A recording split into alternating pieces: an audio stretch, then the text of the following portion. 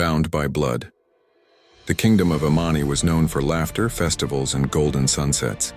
But inside the palace, Queen Nadira carried a grief that never faded. 19 years earlier, on the night her baby daughter was born, a fire broke out. In the chaos, the infant vanished. Despite endless searches, she was never found. The queen never stopped hoping her daughter was alive. Prince Kellen grew up as the kingdom's only child. Kind and humble, he often noticed the sadness in his mother's eyes when she looked at the empty nursery. Far away in a small village lived an orphan named Amara. She had no family, no home, and no memory of her past. She survived by weaving baskets and helping villagers for food. Around her neck hung a silver pendant, the only thing left with her when she was found as a baby outside a shrine. Though life was hard, Amara remained gentle. One day, Prince Kellen left the palace disguised as a traveler. In the market, he saw an old blind woman struggling with a basket. Before he could help, Amara lifted it for her. "You've worked enough today, grandmother," she said. "Let me help."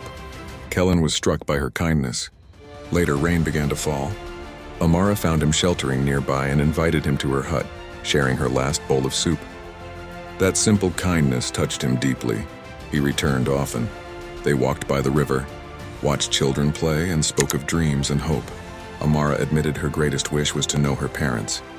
"Sometimes I wonder if they ever loved me," she whispered. Kellen looked at her and said, "If they could see you now, they would be proud." Before long, they fell in love. Then Kellen told her the truth. "I am Prince Kellen." Amara stared at him. "You're the prince?" "Yes." "I should bow?" "No," he said softly. "When I'm with you, I just want to be Kellen." News of their love spread quickly. Some nobles objected to a prince marrying an orphan, but Kellen stood firm. "I will marry the woman whose heart is richer than any crown." As wedding preparations began, Queen Nadira invited Amara to the palace. When Amara knelt, her pendant slipped from her neck. The queen froze. "Where did you get this?" "I've worn it since I was a baby," Amara said. "It was all I had." Nadira rushed away and returned with a small box. Inside was another silver pendant. The two pieces fit together perfectly, forming the royal crest. The room fell silent. "No," the queen whispered, tears streaming down her face. The palace historian was summoned, along with the royal nurse who had once fled the fire with the baby princess. When she saw Amara, she began to cry. "I remember that pendant," she said. "I lost the child while escaping the fire. I searched for her all my life. The records were checked. The pendant, a birthmark behind Amara's ear, and the cloth she had been wrapped in all matched." King Jabari could barely speak. "Our daughter." Queen Nadira embraced Amara tightly. "My child, my little girl."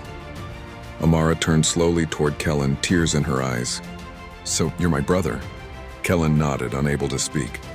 Their dream of marriage ended in an instant, but so did their loneliness.